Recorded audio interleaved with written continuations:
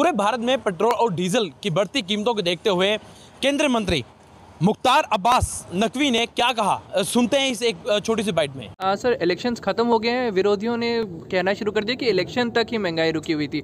उसके ऊपर क्या कहना है? देखिए, मुझे क्या लगता है, कभी कभी तर्कों की कंगाली कुछ लोगों को कुतर्कों का मवाली बना देती है। हमारे विपक्ष के साथियों की स्थिति भी यही है। ये जो रूस और यूक्रेन के बीच में युद्ध चल रहा है, क्या इलेक्शन को देख के चल रहा था क्या? और रूस और यूक्रेन के बीच का जो युद्ध है, उसका प्रभाव पूरी दुनिया के बाजार पर पड़ा है। अमेरिका में 20% से ज़्यादा महंगाई बढ़ी, ब्रिटेन में 20% से ज़्यादा महंगाई बढ़ी। उसके अलावा जितने भी देश हैं, जर्मनी में आप देखें, जितने भी देश हैं, इस युद्ध का असर पड़ा है। क्योंकि जो सप्लाई चेन है, उसका असर जो है जब विश्व में पड़ता है तो दुनिया का कोई देश उसमें अछूता नहीं रह सकता।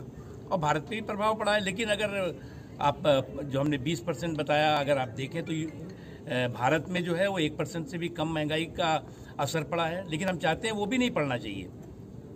आपने देखा होगा कि 2 वर्षों का जो कोविड का काल था, जिसमें कि पूरी दुनिया आर्थिक तंगी और मंदी से जूझ रही थी, प्रधानमंत्री नरेंद्र मोदी जी की दूरदर्शी नेतृत्व और मजबूत इच्छा शक्ति का नतीजा था कि दुनिया की इस संकट के समय में आर्थिक तंगी और मंदी का जो दौर था, उससे भारत कम से कम प्रभावित हो, किसी तरह की समस्या ना आए। खाने पीने की समस्या, दवाइयों की समस्या, जो ज़रूरी चीज़ें हैं उसकी समस्या ना आए, और उसका प्रभाव रहा है। वो समस्या इन 2 वर्षों के संकट काल में नहीं आई।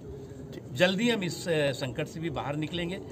लेकिन क्योंकि ये अंदरूनी कारणों से नहीं है, बाहरी कारणों से है, हमारी कोशिश है जल्द से जल्द भारत भी बाहर निकले। तो आपने सुना कि केंद्रीय मंत्री मुख्तार अब्बास नकवी ने कहा कि जो पेट्रोल और डीजल के लगातार दाम बढ़ रहे हैं, इसका कारण भारत सरकार नहीं, भारत सरकार में जितने भी विपक्ष दे रहे हैं लगातार इस चीज़ को राई का पहाड़ बनाया जा रहा है। लेकिन उन्होंने कहा कि बढ़ती कीमतों का कारण भारत नहीं, बल्कि जो रशिया और यूक्रेन में आपसी युद्ध चल रहा है उसका कारण है, वो बड़ा कारण बताया जा रहा है। और उन्होंने कहा कि इस चीज़ की वजह से भारत में नहीं बल्कि पूरी दुनिया में महंगाई का असर देखने को मिल रहा है। कैमरामैन इंद्रजीत के साथ में अभिषेक मैनर, न्यूज़ 24 चंडीगढ़।